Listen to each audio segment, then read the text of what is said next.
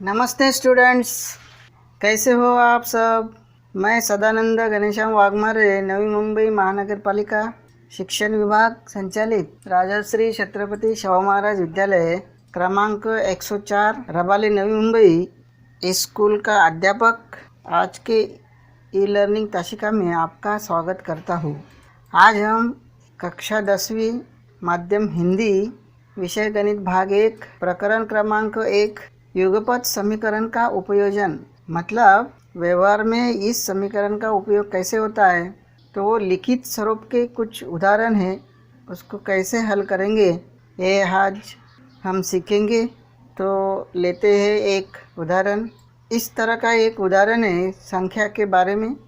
दो संख्याओं का अंतर 3 है, बड़ी संख्या का 3 गुना और छोटी संख्या के दुगुने का योगफल 19 है, तो वह संख्या ज्ञात कीजिए। तो जो भी उदाहरण हमको लिखित स्वरूप में दिया रहेगा उस उदाहरण को अच्छी से पढ़िए। उसमें जो भी शर्तें दिए हैं उसके आधार पर हम दो समीकरण बनाएंगे और उसको हल करने पर हमको कौन सी बड़ी है कौन सी छोटी है ये संख्या हमको प्राप्त होगी। तो उदाहरण पढ़ने के बाद हमको बोला है कि वह संख्या ज्ञात कीजिए। तो इस तरह से हमको बड़ी संख्या को मानना पड़ेगा। हमने बड़ी संख्या ले ली x और छोटी संख्या हमने ले ली y। अभी शर्त देखने का, तो पहली शर्त है दो संख्याओं का अंतर 3 है। अंतर मतलब घटाओ। तो बड़ी संख्या में से छोटी संख्या घटा दो तो कितनी आती है, बोलता है 3।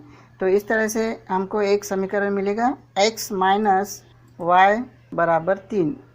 तो हमको पहला समीकरण मिला पहली शर्त के अनुसार। अभी दूसरी शर्त देखिए, बड़ी संख्या का 3 गुना और छोटी संख्या के दुगुना। तो बड़ी संख्या का 3 गुना करो, ये 3x हो जाएगा। छोटी संख्या का दुगुना मतलब 2 गुना करो, 2y हो जाएगा और दोनों का योगफल कर दीजिए, मतलब प्लस कर दीजिए, आपको मिलेगा 19। तो समीकरण क्या मिलेगा, 3x प्लस 2y बराबर 19। तो इस तरह से हमको दूसरा समीकरण मिला। अभी इस समीकरण को हमको हल करना है। हल करने की आपको विधियाँ मालूम है, कोई भी विधि से आप हल कर सकते हो। क्रैमर्स रूल के विधि से, आलेख विधि से या गुणांक समान करने की विधि से, कोई भी विधि आप उपयोग में ला सकते हो। तो हम लोग यहाँ पे गुणांक समान करने की विधि से इसको हल करेंगे। तो यहाँ पे देखिए y का गुणांक यहाँ पर 1 है, यहाँ पर 2 है। तो अगर हम समीकरण 1 को 2 से गुना करेंगे तो ये y का गुणांक समान हो जाएगा। इसके लिए हम समीकरण 1 को 2 से गुना करेंगे। तो यहाँ पे हमने लिखा है समीकरण 1 को 2 से गुना करने पर, तो यहाँ पे 2 से गुना करो तो 2 गुने x 2x, 2 गुने y 2y बराबर 2 गुने 3 6 हो जाएगा। तो इस तरह से हमको समीकरण मिला 2x माइनस 2y बराबर 6, समीकरण 3। अभी आपको देखना है कि समीकरण 2 और 3 y का गुणांक समान आया, चिन्ह अलग अलग है, तो हमको लिखने के लिए यहाँ पर जोड़ करना पड़ेगा। उसके बाद में चिन्ह का नियम उपयोग में लाने का। तो हम लोग ये समीकरण 2 और 3 एक के नीचे एक लिखेंगे। तो पहला समीकरण हमने लिखा 3x प्लस 2y बराबर 19। ये जो समीकरण है दूसरा समीकरण 2x माइनस 2y बराबर 6। ये दोनों एक के नीचे हम एक लिखे और जोड़ बोला तो यहाँ पर प्लस साइन देने का। फिर इसके बाद चिन्ह का नियम यूज़ करने का। तो यहाँ पे चिन्ह समान है तो जोड़ करने का, 3x प्लस 2x 5x और ये कैंसिल हो जाएगा, 2y माइनस 2y कैंसिल, और इसका भी चिन्ह समान है तो इसका भी जोड़ हो जाएगा 25। तो हमको मिला 5x बराबर 25। अब ये 5 इसके बटे में जाने दो, x बराबर 25 बटे 5। तो 5 से 25 को भाग देने पर हमको x का मान मिला 5। तो इस तरह से x का मान 5, यह कोई भी आसान समीकरण में डाल दो। तो आसान समीकरण यहाँ पे है 1, तो हमने यहाँ पर लिखा x बराबर 5, यह मान समीकरण 1 में रखने पर तो समीकरण 1 क्या है, x माइनस वाई बराबर 3। तो अभी x के जगह पर हम 5 डालेंगे।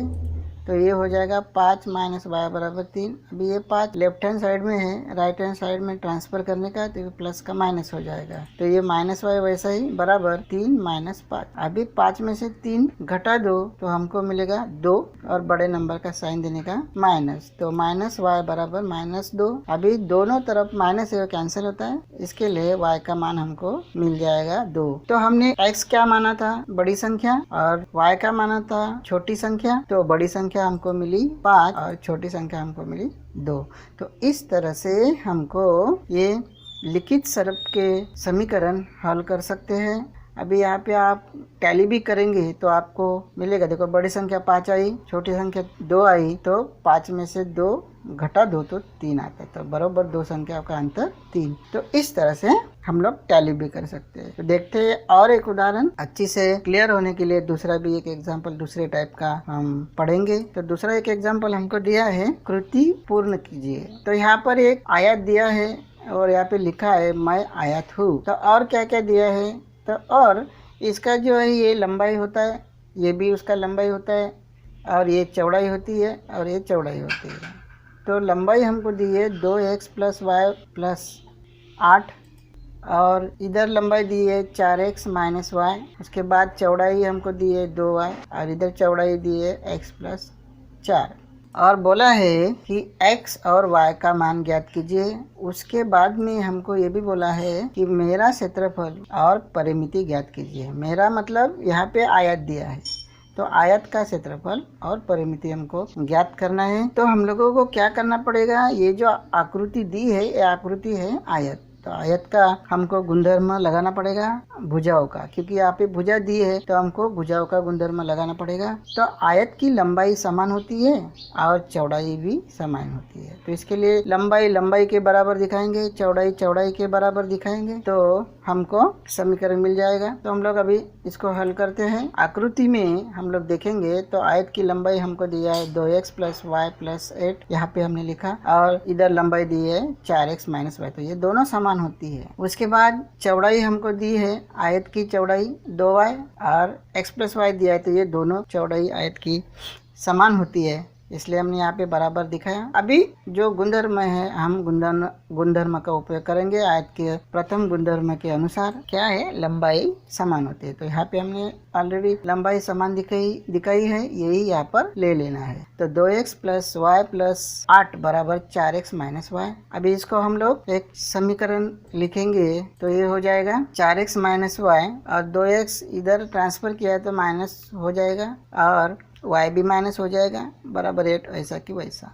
तो इसे समीकरण हमको मिलेगा 4x में से 2x गया तो 2x, और ये दोनों साइन माइनस है, माइनस देके इसका जोड़ करो, 1 + 1 2y, तो ये हो जाएगा 2x - 2y बराबर 8। अभी यहाँ पे 2 है, यहाँ पे 2 है, तो 2 से ये सबको भाग जा रहे हैं, तो भाग देने पर हमको समीकरण मिलेगा x - y बराबर 4। तो इस तरह से एक समीकरण हमने बनाया आयत की पहली शर्त के अनुसार। तो दूसरी शर्त है, मतलब दूसरा गुणधर्म है कि आयत की चौड़ाई भी समान होती है। तो आयत की चौड़ाई समान होती है, तो हमको चौड़ाई दिया है x + y और दूसरी चौड़ाई दिया है 2y, तो दोनों ये समान होती है, इसके लिए हमने यहाँ पे समान दिखाया, मतलब बराबर का साइन दिया, x + y बराबर 2y। अभी ये 2y यहाँ पर ट्रांसफर कीजिए, और ये जो 4 है ये राइट हैंड साइड में ट्रांसफर कीजिए, ये समीकरण हमको मिलेगा x - 2y बराबर -4। अभी ये दो समीकरण को हम लोग हल करेंगे, 1 और 2 को। तो यहाँ पे देखना है कि गुणांक किसका समान है। तो देखो x का गुणांक समान है,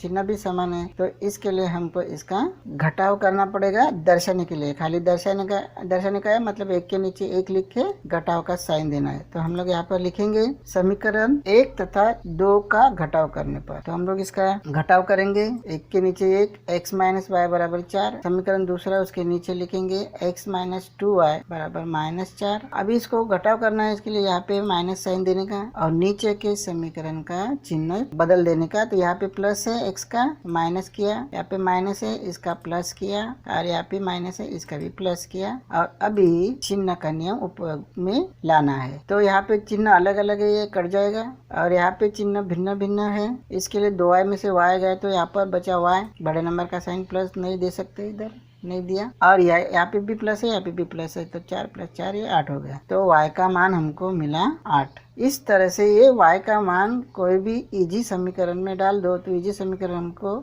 मिला है x - y = 4। तो इसमें हम ये डालेंगे y = 8, यह मान समीकरण 1 में रखने पर। तो y के जगह पर हम 8 डालेंगे, बाकी सब ऐसे ही रखेंगे, x वैसे ही, 4 ऐसे ही, तो x - 8 = 4।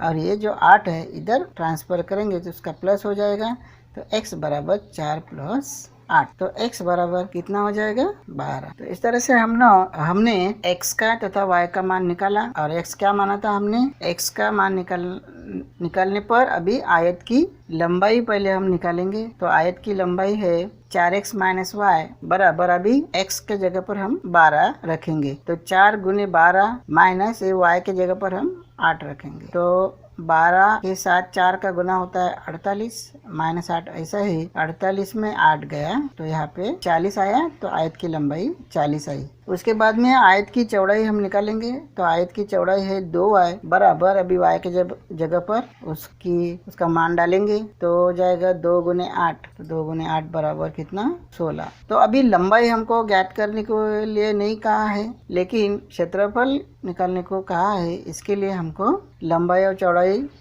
निकालना होती है, इसके लिए हमने ये निकाली। और बाद में आयत का क्षेत्रफल का सूत्र लगाओ। आयत का क्षेत्रफल का सूत्र है लंबाई गुने चौड़ाई। तो लंबाई हमारी आई है 40 गुने चौड़ाई आई है 16, और 16 का 40 के साथ गुना करेंगे तो हमको मिलेगा 640 वर्ग इकाई। अभी ये क्षेत्रफल है, इसके लिए यहाँ पे हमको वर्ग लिखना पड़ेगा, तो इसलिए हमने ये इकाई है वर्ग इकाई, आयत का क्षेत्रफल का इकाई। इस तरह से अभी परिमिति हमको निकालना होगा। आयत की परिमिति, आयत का परिमिति का सूत्र ये है 2 ब्रैकेट में लंबाई प्लस चौड़ाई, तो 2 ऐसा ही रखा हमने। फिर बाद में लंबाई है 40 प्लस चौड़ाई है 16, 2 यहाँ पर भी ऐसा ही रखो और इसका जोड़ करो, हो जाएगा 56, और 2 × 56 करेगा तो 112 इकाई। तो इस तरह से हमने आयत की चौड़ाई निकाली थी 16, आयत की लंबाई निकाली थी 40, और इसके अनुसार हमने आयत का क्षेत्रफल और आयत की परिमिति ज्ञात की है।